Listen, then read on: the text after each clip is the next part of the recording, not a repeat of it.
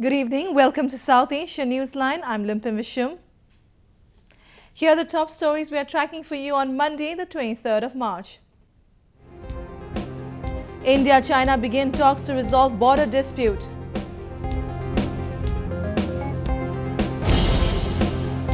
Pakistan celebrates Republic Day after gap of 7 years.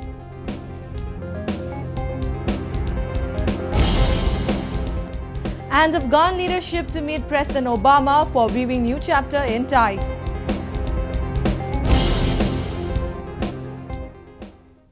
And now for all the details.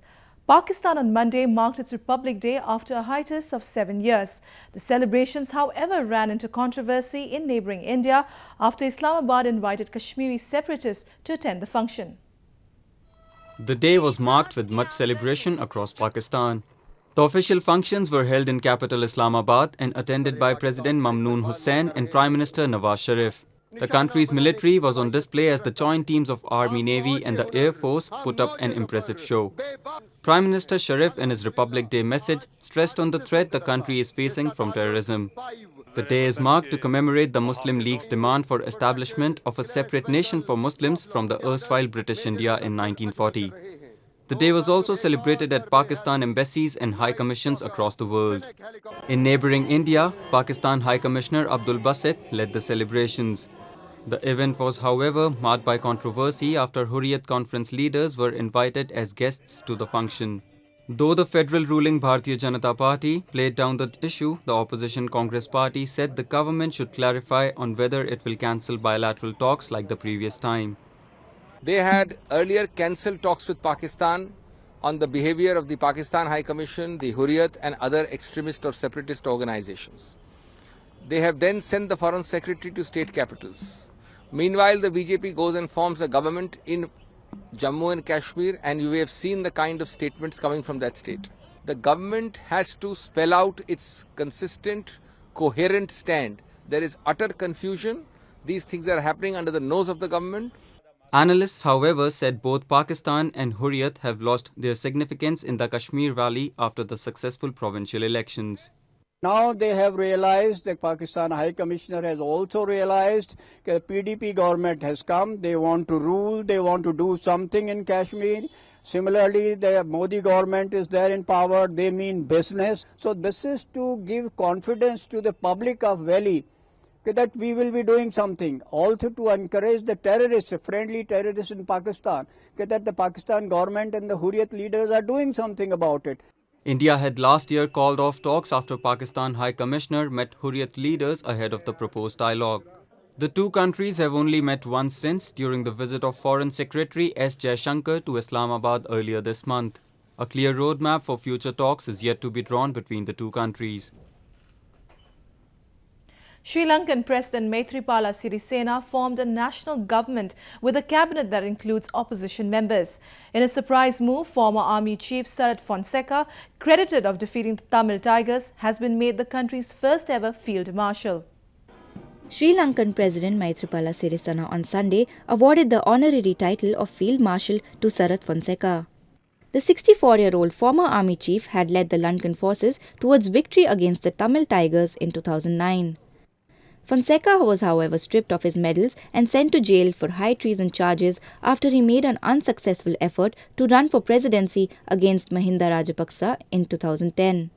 He had then accused Rajapaksa and his brother for ordering the killing of Tamil Tiger leaders despite them willing to surrender.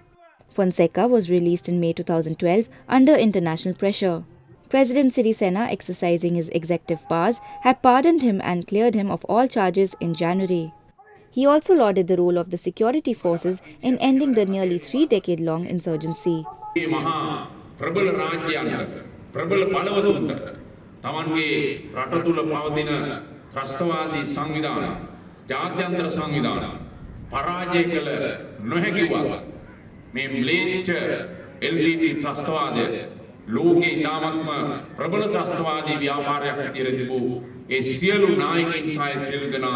පරාජය කරලා මේ රට සාමය කරලා මේ රටේ ඒකීයභාවය රැක ගැනීමට පුළුවන්කම ලැබුණා. The latest development comes as the president expanded his cabinet on Sunday. The new national government also includes members of the opposition Sri Lankan Freedom Party. The move is seen as an effort to push through the constitutional reforms which he had promised during his election campaign. President Sirisena has also promised the dissolution of the parliament to hold fresh general elections in April. India and China on Monday began talks on border dispute that have for decades strained relation between the two neighbors. This is the first time negotiations are taking place on the long-standing dispute ever since Prime Minister Narendra Modi took charge last year. India and China on Monday started the 18th round of border talks in capital New Delhi, focusing on clarification of the line of actual control or LAC. Indian delegation led by National Security Advisor Ajit Doval met Chinese State Councillor Yang Jichai and representatives on the first day of the two-day talks. New Delhi is keen to resolve the dispute that has clouded the commercial links between them. The talks come as a follow-up of Chinese President Xi Jinping's meeting with Prime Minister Modi in New Delhi last year. President Jinping's high-profile visit was overshadowed by the intrusion of Chinese troops in northern Ladakh region. Monday's meeting also aimed at fixing the long-standing dispute over the Himalayan border before Indian Prime Minister Narendra Modi visits China in May this year. After President Xi's visit last year and the fact that there have been repeated such intrusions along the border with China, there is this mechanism now getting activated and a meeting taking place at such a high level bodes well for both nations. A solution has to be found that does not compromise with the territorial integrity and certainly removes these kind of incidents that would not be good in long-term good relationship between the two countries. The two Asian giants are separated by nearly a 2,200-mile border whose exact location is a subject of bitter dispute. While Beijing stakes claim in India's northeastern Arunachal Pradesh, which it calls southern Tibet, New Delhi accuses China of allegedly controlling the region of Aksai Chin in its northern Jammu and Kashmir. The Amnesty International has expressed concern over the capital punishments in Pakistan. It has also called for an immediate restoration of the moratorium on executions in the country. Amnesty International has said the resumption of capital punishments in Pakistan could be used as a political tool and called for an immediate end to it. In Pakistan, instead of moving forward, abolishing death penalty, they had this excuse of executing terrorists. Now they are going non-terrorist, so-called non-terrorist also. So the minute we allow this to happen, more political opponents are going to be executed if we let it happen. Pakistan had lifted an 8-year self-imposed moratorium on capital punishments in December last year following the Peshawar Army school attack. Though initially it was applicable only for terror cases, the government last month also allowed the execution of non-terror convicts on death row. So far, more than 40 people have been sent to the gallows ever since. There are an estimated 8,000 people on death row, languishing in various jails across Pakistan. The country has witnessed military coups and the powerful army ruling it for more than half of its history. Pakistan government's decision to establish military-administered special courts was widely criticized as a move that will strengthen the position of the already powerful army.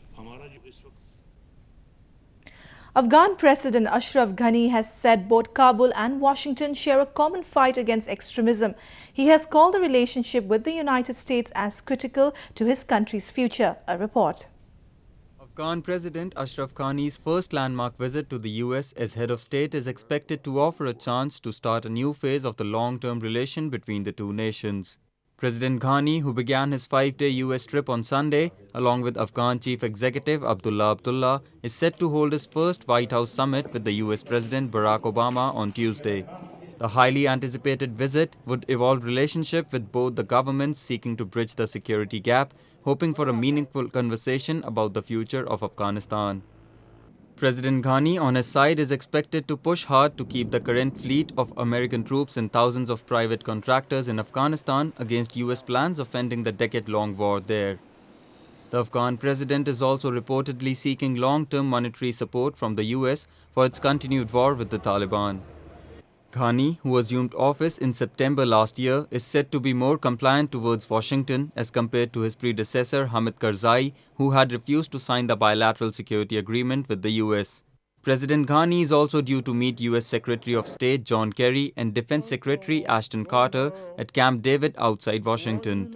His visit comes as the Taliban continues to gain grounds in the region of Afghanistan, being vacated by the withdrawing US-led NATO troops. Currently, there are 9,800 US troops providing training and support in Afghanistan, as well as 3,000 troops from other NATO countries. Afghan women to continue to protest the killing of a blasphemy accused who was burnt in Kabul. This comes despite an Afghan cleric and police defending the lynching of the victim last week.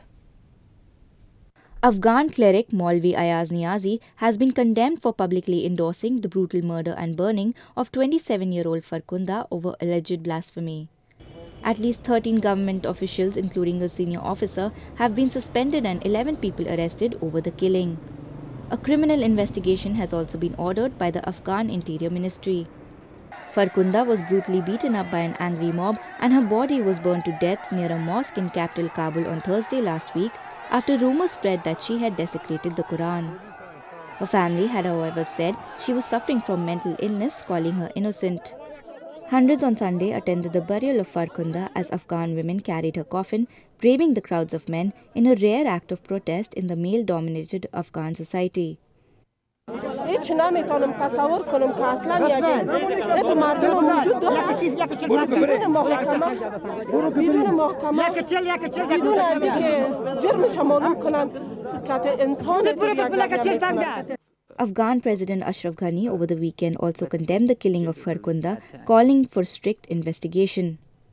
Desecrating the Quran is considered an act of blasphemy among Muslims and often carries death penalty in Islamic countries. But in many instances, the accused are either beaten up or killed by a frenzy mob, mostly led by radical religious preachers. Well, that's the way it was in South Asia this evening. Before we conclude the top stories once again. India-China begin talks to resolve border dispute.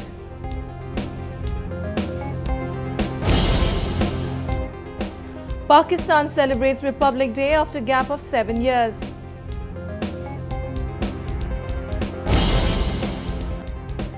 And Afghan leadership to meet President Obama for weaving new chapter in ties.